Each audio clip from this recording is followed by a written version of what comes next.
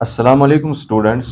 Today in this class we will discuss antepartum hemorrhage and placenta previa. So our topic is antepartum hemorrhage.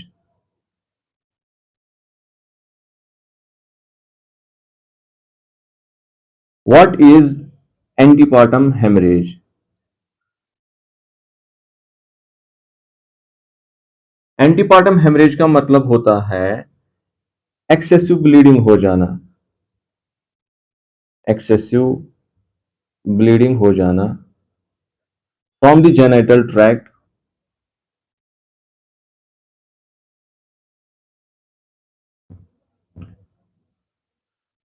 After the 28 weeks of pregnancy.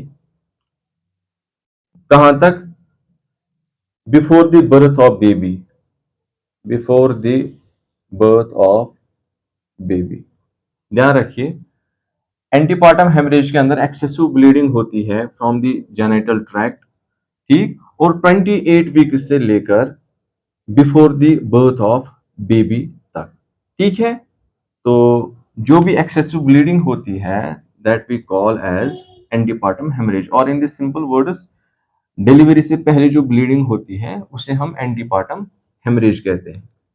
अब ये जो antepartum haemorrhage है इसके तीन main causes हो सकते हैं। एक है प्लेसेंटल कॉज, एक है एक्स्ट्रा प्लेसेंटल कॉज,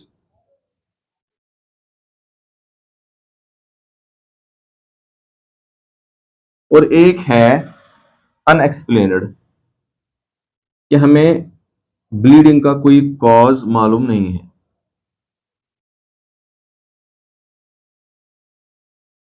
तो जो प्लेसेंटल कॉज है इसके अंदर हमारी दो कंडीशंस आती हैं, एक है प्लेसेंटा प्रीविया और एक है एब्रप्शियो प्लेसेंटा। आज हम प्लेसेंटा प्रीविया को इन डिटेल डिस्कस करेंगे। प्लेसेंटा प्रीविया, दूसरा है एब्रप्शियो प्लेसेंटा। ये दोनों क्या है ये हम देखेंगे। फिर है extra placental cause of antepartum haemorrhage. इसके अंदर जो ब्लीडिंग होती है उसका रीजन प्लेसेंटा नहीं है, बल्कि प्लेसेंटा के बगैर कोई चीज है जो ब्लीडिंग कर रही है। For example, local cervical lesion है, लोकल सर्वाइकल लीजन, ऐसी ही सर्वाइकल पॉलिप्स है,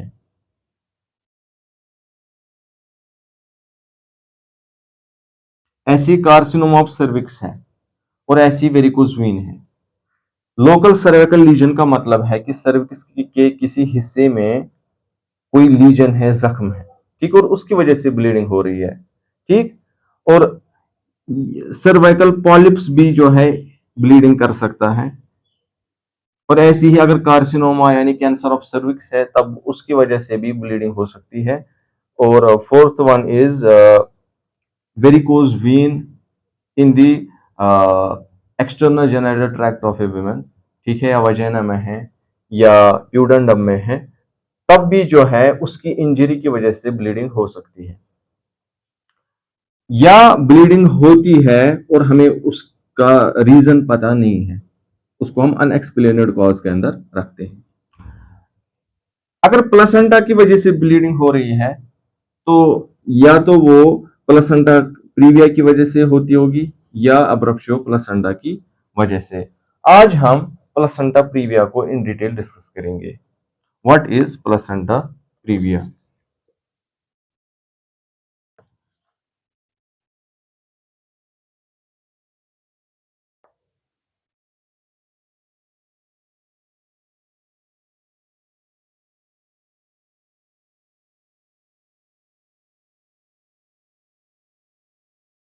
अगर हम मान के चलें कि ये यूट्रस है और ये सर्विक्स है और ये वजाइना है, ठीक है, सो this is the internal ऑस of A cervix, internal ऑस। Internal ऑस से जो 5 सेंटीमीटर तक की डिस्टेंस होती है वहां तक हम जो है यूट्रस को लोअर यूट्रिन सेगमेंट कहते हैं।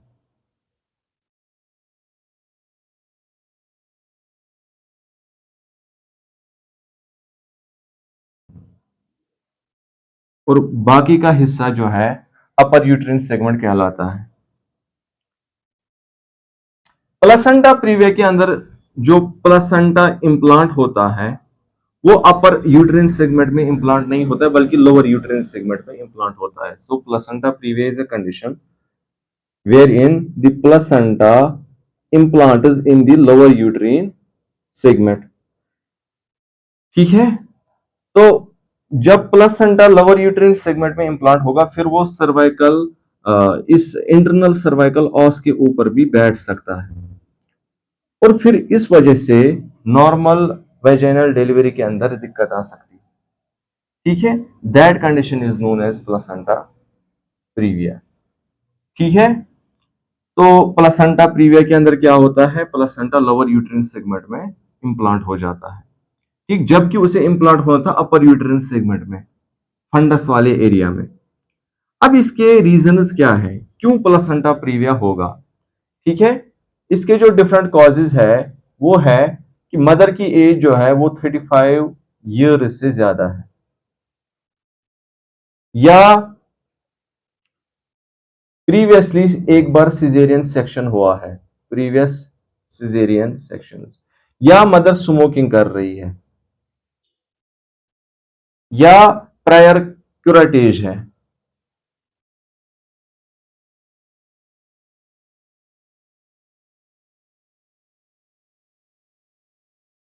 या मल्टीपैरिटी है।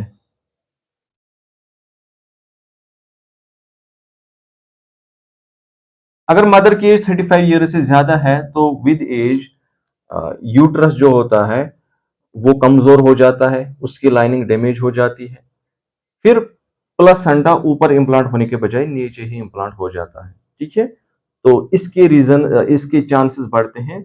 सो this is the one reason of placenta praevia. अगर पिछली बार सीजेरियन सेक्शन हुआ है तो अपर यूट्रिन सेगमेंट में स्कार बना होगा, फिर प्लेसेंटा स्कार पे बैठेगा नहीं, नीचे ही बैठेगा, तब भी ऐसा हो सकता है। स्मोकिंग से क्या होता है कि मदर की बॉडी में ब्लड फ्लो कम हो जाता है। ठीक है, फिर बच्चे को भी कम ब्लड पहुंचता है। ठीक, उस वजह से फिर प्लेसेंटा बढ़ जाता है, क्योंकि इसी को बच्चे को ब्लड देना होता है, ये बढ़ जाता है, फिर लोअर यूट्रिन सेगमेंट में आ जाता है। ठीक, सो इसकी वजह से हाइपोक्सीमिया हो जाता है, स्मोकिंग की वजह से, which we call induced hypoxaemia. Prior curettage से क्या होता है, अगर मदर को डीएनसी हुआ है, ठीक, तो क्यूरेटेज की वजह से यूट्रस में स्कार्स बने हैं। ठीक, फिर प्लेसेंटा उन स्कार्स पर बैठता नहीं है, लोअर यूट्रिन सेगमेंट में आ जाता है। मल्टीपैरिटी में भी क्या होता है, जो बार बार डिलीवरीज होती हैं, बार बार सीजेरियन सेक्शन होता है, मदर के बहुत सारे बच्चे पैदा हुए हैं, तो उससे भी यूट्रस जो होता है उसकी लाइनिंग खराब हो जाती है, स्कार्स बन जाते हैं, फिर प्लेसेंटा नीचे आ जाता है। तो ये थे इसके कॉजेज। अब हम बात करेंगे प्लेसेंटा प्रीविया के टाइप्स के बारे में। तो इसके मेनली 4 टाइप्स हैं, type first, type second, type third and type fourth. Type first is known as low lying placenta praevia. Type second is known as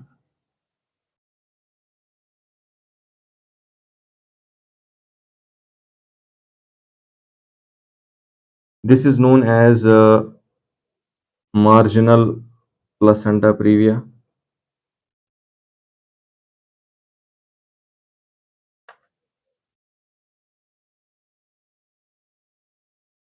This is known as incomplete, और चौथे वाले को हम कहते हैं complete placenta previa.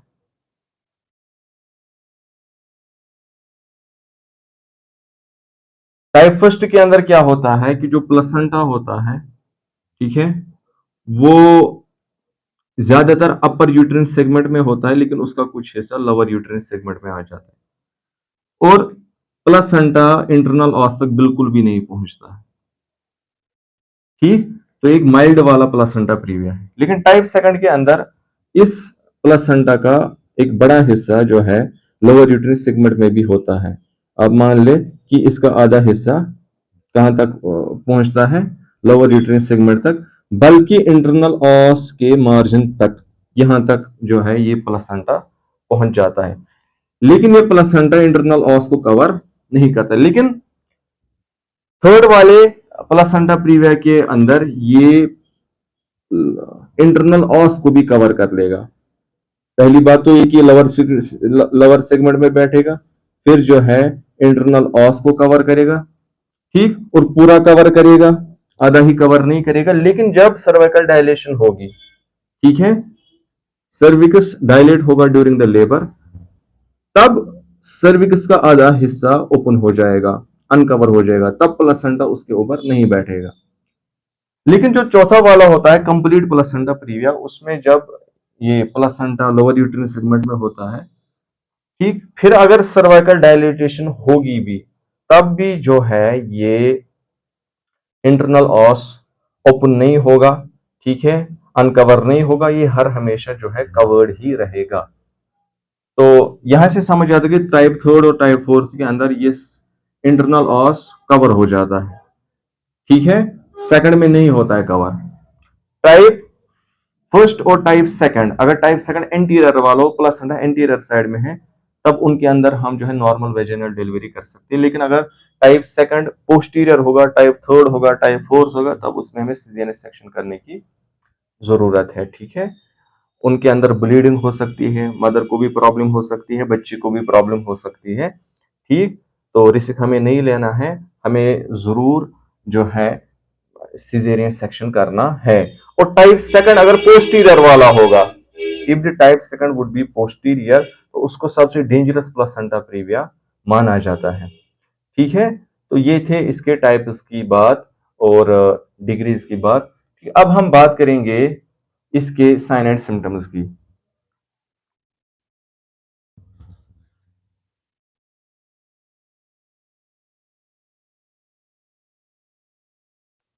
Sign and symptoms of placenta praevia, तो इसके अंदर हेवी ब्लीडिंग होती है, हेवी ब्लीडिंग। लेकिन ब्लीडिंग जो होती है उसके अंदर पेन बिल्कुल भी नहीं होती है। जो ब्लड निकलता है उसमें क्लॉट नहीं होता है, no pain no clot. Bright red blood होता है, ब्राइट रेड ब्लड, ठीक है। और ये ब्लीडिंग सडनली हो जाती है, ये ब्लीडिंग सडनली हो जाती है, इसका ऑनसेट जो है सडन होता है, ठीक।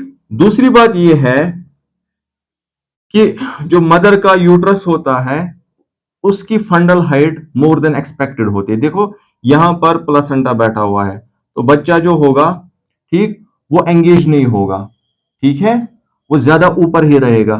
तो यहाँ की जो हाइट होगी वो ज्यादा होगी देन एक्सपेक्टेड, तो fundal height would be more than expected. This point number second. Point number third ये कि बच्चा मरा नहीं है, जिंदा है, ठीक, तो उसकी हार्ट रेट आपको सुनाई देगी, ठीक। नंबर फोर्थ ये है कि बच्चे का हेड एंगेज नहीं होगा, तो वो उसका हेड फ्लोटेड ही रहेगा, ठीक है, फ्लोटिंग हेड, फ्लोटिंग हेड। और बच्चा परसिस्टेंटली माल प्रेजेंटेशन में होगा, वो सही पोजीशन में नहीं बैठेगा, सही प्रेजेंटेशन में नहीं बैठेगा। इसमें जो है नॉर्मल वेजिनल डिलीवरी जो है मुश्किल हो जाती है ड्यू टू दीज रीजंस। तो ये थे इसके साइन एंड सिम्टम्स। और एक इंपॉर्टेंट साइन एंड सिम्टम जो है वो ये है कि मदर का जो ये यूट्रस होगा ये सॉफ्ट होगा, ठीक, फर्म नहीं होगा, रिलैक्स्ड होगा। और आप याद रखिए positive Stallworthy's sign, positive Stallworthy's sign. What is positive Stallworthy's sign? Positive Stallworthy's sign का मतलब है कि जो बच्चा है वो नीचे आते आते, लाइक इसका हेड जो है अब आ गया है नीचे पेल्विस में, तो इसका हेड जो है वो कंप्रेस हो जाएगा, ठीक। यहां से अम्बिलिकल कॉर्ड हो सकता है यहां से, ठीक है। बच्चे का सर नीचे आ गया, यहां से अम्बिलिकल कॉर्ड है, अम्बिलिकल कॉर्ड पे कंप्रेशन पड़ेगा, उसकी वजह से ब्लड फ्लो रुक जाएगा और उसकी वजह से बच्चे की हार्ट रेट कम हो जाएगी, ब्रेडिकार्डिया हो जाएगा। पॉजिटिव स्टालवर्दी साइन के अंदर क्या होता है कि हेड जब बच्चे का नीचे आता है तो ब्रेडिकार्डिया हो जाता है, ठीक है, due to the compression on the umbilical cord. फिर जब सर वापस ऊपर जाएगा तो ब्रेडिकार्डिया दूर हो जाएगा, उसी साइन को हम पॉजिटिव स्टालवर्दी साइन कहते हैं। अब हम इसके डायग्नोसिस की बात करते हैं। How will we diagnose this placenta praevia now?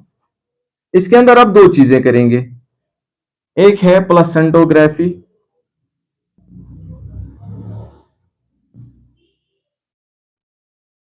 और एक आप करेंगे क्लिनिकल कंफर्मेशन।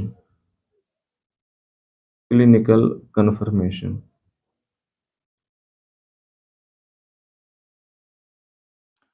प्लेसेंटोग्राफी के अंदर आप क्या करते हैं, यूएसजी करते हैं, अल्ट्रासोनोग्राफी, ठीक है, और प्लेसेंटा को चेक करते हैं, ठीक है, किस जगह पर बैठा हुआ है, ब्लड वेसल्स ठीक है कि नहीं है, दूसरी कोई प्रॉब्लम मत है।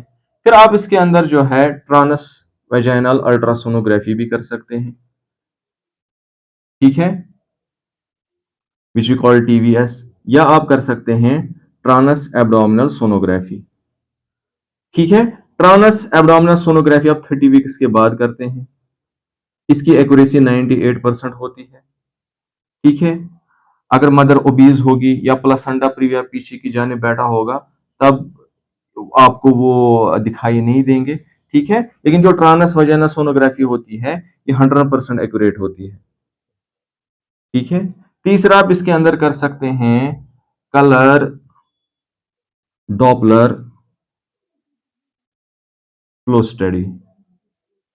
कलर डॉपलर फ्लो स्टडी ये क्या है, ठीक, आप एक ऐसी डायग्नोस्टिक इवैल्यूएशन यूज करते हैं जिसके अंदर आप ब्लड वेसल्स को चेक करते हैं, ब्लड वेसल्स में जो ब्लड फ्लो करता है उसको आप देखते हैं, फिर आपको पता चलता है कि प्लेसेंटा कहां पर है, उसकी ब्लड वेसल्स मत खराब हैं या कोई और प्रॉब्लम मत है, वो आपको इसी से पता चल जाता है। ये भी आप कर सकते हैं। क्लिनिकल कंफर्मेशन के अंदर आप जो है वेजाइनल एग्जामिनेशन कर सकते हैं या जो है आप डबल सेटअप एग्जामिनेशन भी कर सकते हैं, ठीक है।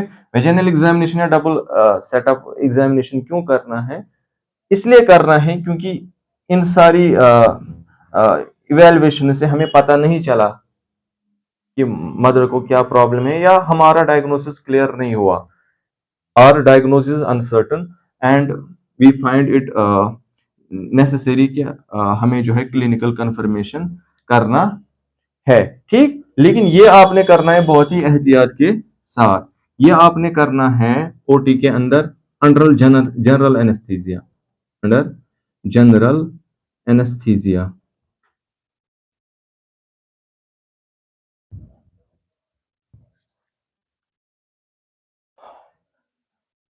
याद रखना कि प्लेसेंटा प्रीविया के अंदर आमतौर पर कोई भी वेजाइनल इंटरफेरेंस नहीं कर रहे या कोई भी ऐसा काम नहीं कर रहे होते जिससे यूट्राइन एक्टिविटी स्टिमुलेट हो सकती है, लेकिन कभी कभार हमें ये फिर करना पड़ सकता है, इसलिए कि इसकी उतनी ही जरूरत है, इससे हमें कुछ भी जो है क्लियर नहीं हुआ था, ठीक है। हमें जरूरत पड़ी थी कि हम पूरा देखें। अब जब हम ये करें तब यूट्राइन एक्टिविटी स्टिमुलेट हो सकती है, ब्लीडिंग जनरेट हो सकती है, तो हमें वो इक्विपमेंट साथ रखने हैं जिससे हम सिजेरियन सेक्शन इमीडिएटली कर सकते हैं, क्योंकि इसमें हमें कभी भी जो है जरूरत पड़ सकती है सिजेरियन सेक्शन करने की, कुछ भी हो सकता है।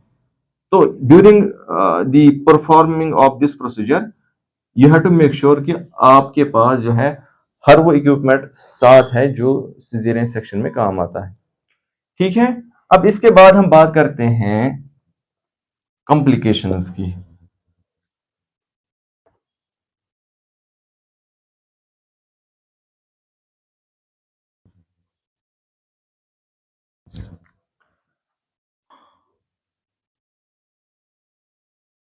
मदर को क्या कॉम्प्लिकेशंस होंगी, बच्चे को क्या कॉम्प्लिकेशंस होंगी। सबसे पहले हम मदर की बात करते हैं, ठीक है। Due to the placenta praevia what complications can occur in mother and then after the foetus, ठीक है। देखो मदर में एंटीपार्टम हेमरेज हो सकता है, इंट्रापार्टम हेमरेज भी हो सकता है, पोस्टपार्टम हेमरेज भी हो सकता है, क्योंकि लेबर में भी उसको ब्लीडिंग हो सकती है, और आफ्टर द डिलीवरी भी ब्लीडिंग हो सकती है, ठीक। दूसरा ये कि जो बेबी होता है वो परसिस्टेंटली माल प्रेजेंटेशन में रहता है, कभी उसका सर ऊपर होता है, कभी इस साइड होता है, ठीक है, उसकी लाइफ पे प्रॉब्लम पड़ जाती है। और ये जो यहां पर सर्विक्स होता है, ये इस कंडीशन की वजह से अच्छी तरह से डायलेट नहीं होता है, ठीक है। डिलीवरी हो गई, उसके बाद इस प्लेसेंटा को बाहर निकलना है, इसका कुछ हिस्सा लेकिन अंदर ही रह सकता है due to this condition which we call retained placenta, ठीक है, जो आगे जाकर प्रॉब्लम कर सकता है।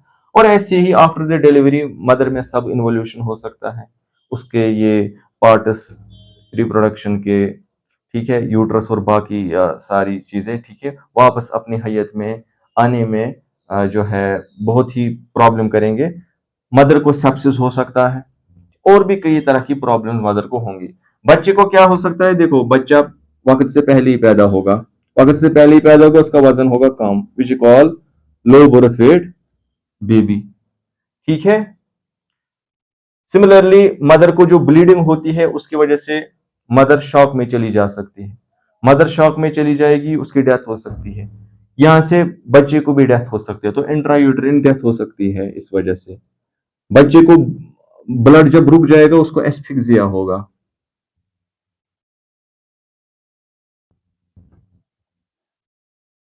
ठीक है, उसको ब्लड फ्लो रुक जाएगा, ओटो भी रुक जाएगा, ओटो रुक जाएगा, condition will be known as asphyxia, ठीक है। तो ये थी कुछ कॉम्प्लिकेशंस मदर और फीटस के रिलेटेड।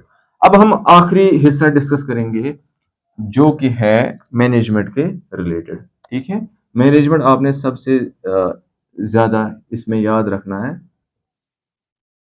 ये बहुत ही इंपॉर्टेंट है, ठीक है। मैनेजमेंट के अंदर आप क्या करेंगे, सबसे पहले इनिशियल असेसमेंट आप करेंगे, आप मदर की कंडीशन को चेक करेंगे, बच्चे की कंडीशन को चेक करेंगे, दोनों में से मत किसी को कोई प्रॉब्लम है,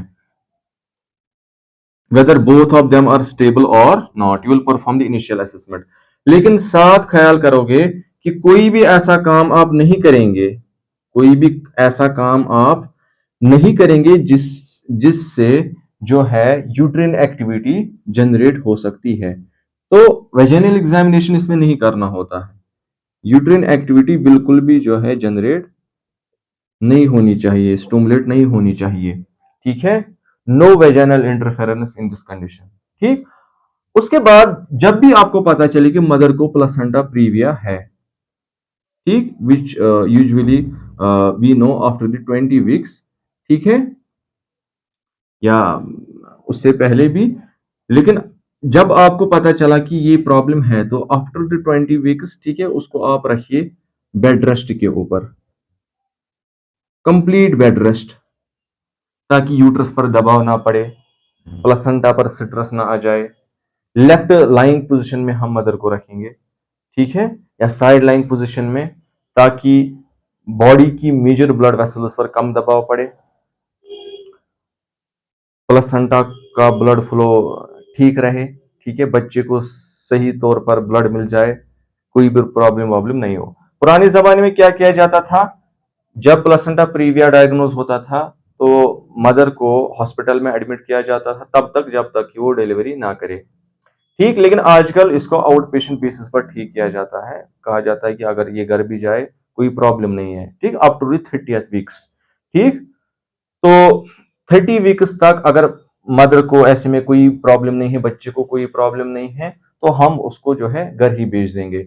लेकिन अगर 30 वीक्स के बाद का टाइम है तब हमें उसको एडमिट करना पड़ सकता है। और ऐसे अगर बेबी मैच्योर है, अगर बेबी मैच्योर है, if the foetus is mature, number one, या मदर को प्रॉब्लम है या बेबी को प्रॉब्लम, दोनों में से किसी एक को प्रॉब्लम है, तब हमें सिजेरियन सेक्शन करना है, ये मैं आपको बता रहा हूँ सिजेरियन सेक्शन की क्या इंडिकेशन होगी, कब करनी पड़ सकती है हमें ये सिजेरियन सेक्शन। ठीक है, तब जब बच्चा मैच्योर हो, मदर को कोई प्रॉब्लम है या बच्चे को कोई प्रॉब्लम है, तब हो सकता है इंडिकेटेड सिजेरियन सेक्शन। ऐसे ही मदर में ब्लीडिंग हुई है, ब्लड लॉस हुआ है, तब मदर को दे दो ब्लड ट्रांसफ्यूजन, ब्लड करो transfuse. So blood transfusion will be done, point number 1।